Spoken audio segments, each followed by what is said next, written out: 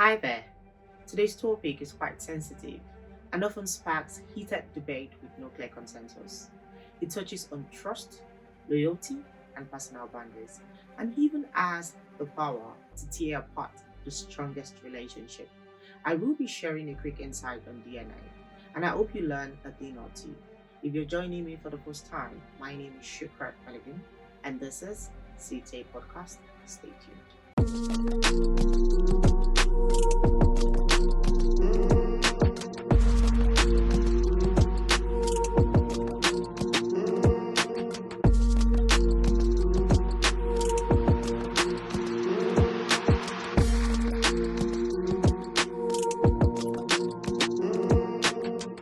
DNA stands for deoxyribonucleic acid.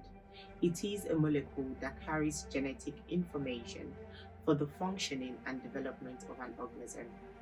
DNA on a piece of paper, it is a way to determine the paternity of a child, to prove who the biological father of a child is. But in real life, it is more than just biology. It is love, identity, social pressure. And that is why a simple request for a DNA test can carry such an emotional weight or burden and can also sting because it implies accusation, it implies betrayal, and it implies social stigma. Yes, social stigma.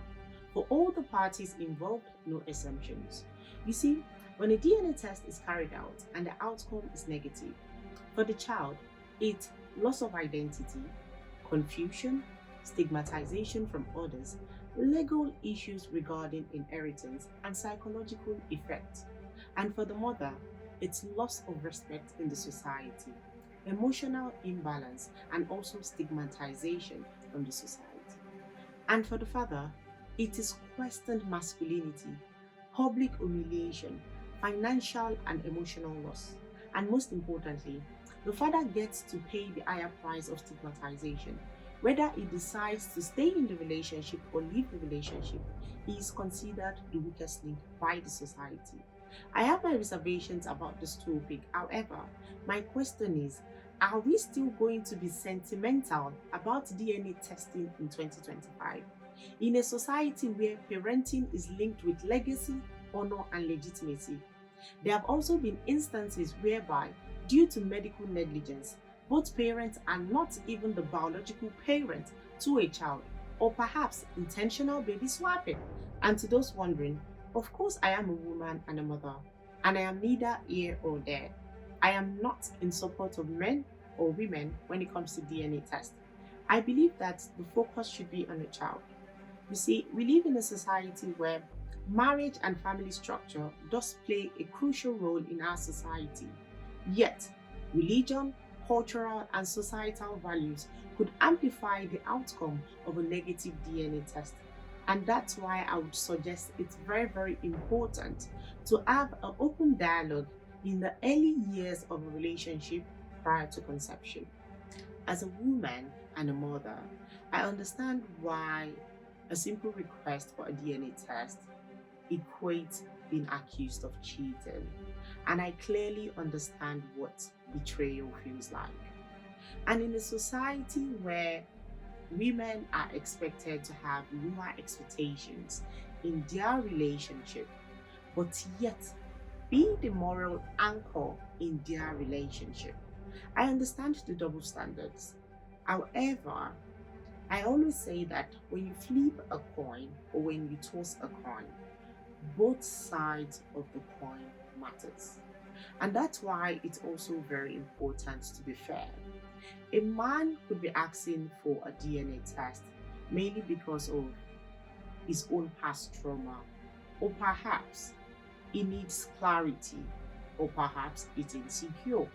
Because we've seen cases whereby women pins a child on their partner so that the man could take parental responsibility. And we've also seen cases whereby a man requests for a DNA test only to later neglect the child and not pay any parental responsibility. The emotional burden behind a request for a DNA paternity falls more on the woman compared to the man. And as an adult, I believe that all adults should understand the concept of time and place.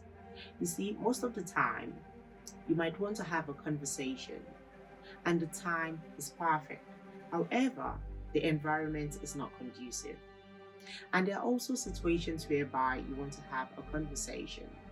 The environment is conducive, it is the right place. However, it is not the right time. And that's why, me personally, I see nothing wrong in a man requesting for a DNA test, provided that the tone, timing, and intention is being put into consideration. You can't be asking for paternity test when you're having a heated argument. That's a low blow.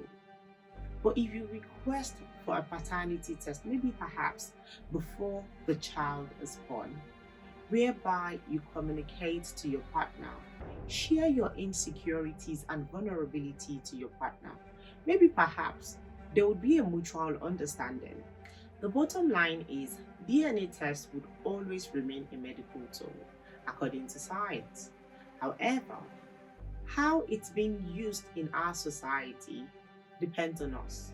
It could either be deeply sentimental or emotional, or perhaps it could give rooms for clarifications where clarification is needed. However, the reason behind the request would determine if it's going to be a situation where two adults can have a conversation or perhaps a confrontation. And for most men, it's the confrontation before the conversation, which then turns a simple request into something more sinister or perhaps a pawn game. Yes, a pawn game. In some cases, a man requesting for a DNA test is not about clarity. Sometimes it is abuse, power, and control.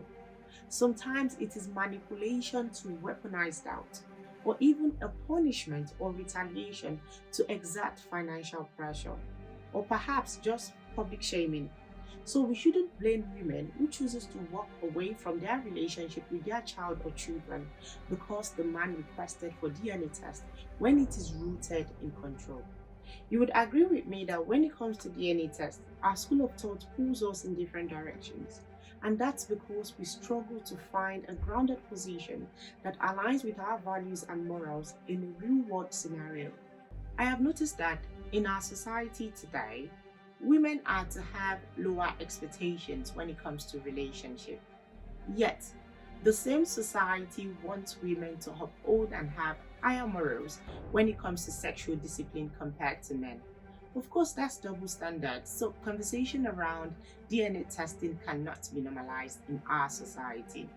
The societal double standards places the burden of judgment and proof unequally between a man and a woman, making a simple and honest dialogue around DNA testing feels like an accusation instead of a discussion. But here's the bigger conversation no one is willing to have. Should DNA tests be made mandatory at birth? Would that remove suspicion? Or would that strip a relationship of trust altogether? I'll leave that to you viewers to decide, and I'll see you in my next video. Thank you for your time.